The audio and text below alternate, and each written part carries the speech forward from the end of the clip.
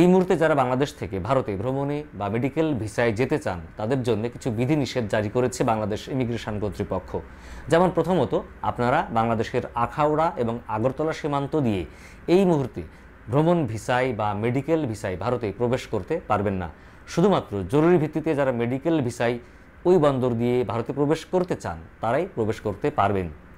বর্তমানে বেনাপোল, পেট্রাপোল বা গেদে সীমান্ত দিয়ে মেডিকেল ভিসায় প্রবেশ করা যাচ্ছে। ট্যুরিস্ট বা বিজনেস ভিসায় যাওয়া যাচ্ছে কিনা এই বিষয়ে এখনও সঠিক তথ্য আমি পেতে পারিনি, বাট যাওয়া গেলেও প্রচুর পরিমাণে যাচাই বাছাই করা হচ্ছে।